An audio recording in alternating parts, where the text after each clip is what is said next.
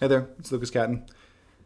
And I often have conversations with people who are interested in starting their own business. And either they work for in a particular field and they're looking to go out on their own or start some type of company. They've always thought about owning their own business or starting their own business, but they weren't sure how. And a lot of times that's where people stop, is because they're not quite sure how, or they're not really sure of all the risks that they need to take in order to get a business started and to then keep it going. They don't do it at all. And a lot of times years and years and years go by and they still go, gosh, I wish I would have started that business. I wish I would have tried to see. And starting your own business doesn't mean that you have to quit the job that you're currently in. So many companies start at night, on the weekends, in your spare time, and trying out part time to see if that is the way that you'd like to go, and to see if it's something that you have that can actually be your full time job, to where you can transition out of that.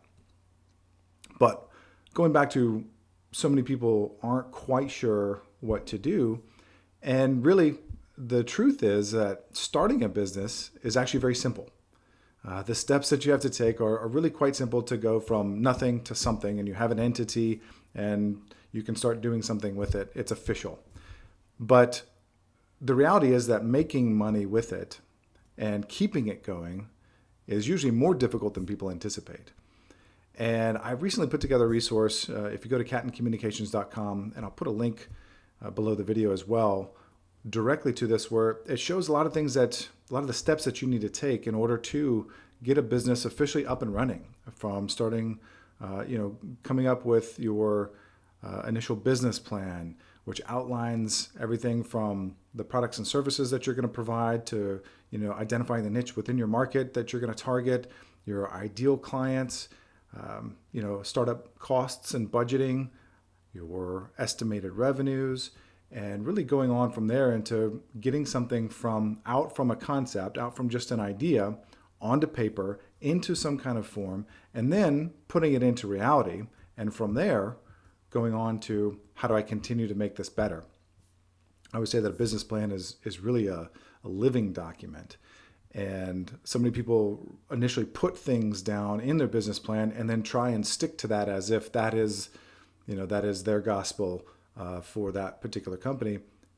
And I think that it's a mistake, because I think that while you can start out with a clear vision, once you get into the reality of the situation, things might change. In fact, they most certainly will change. And so you need to be able to adapt with that and adjust your business plan as needed to go along with that. In this article I shared, and you can find on SBA.gov, there's information that shows from the Bureau of Labor Statistics that about 20% of businesses fail within the first year.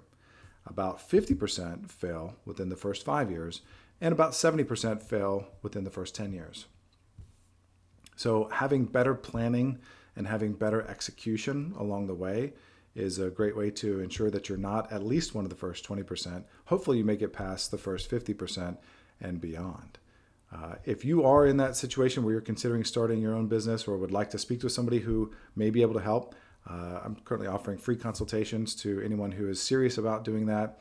Whether you are along that path and you just want to run some things by someone, or if you really have no idea where to start and want some guidance or assistance in that realm, go to cattoncommunications.com. That's CATTON communications.com, and send me a note, and I'll be happy to set up a time to talk.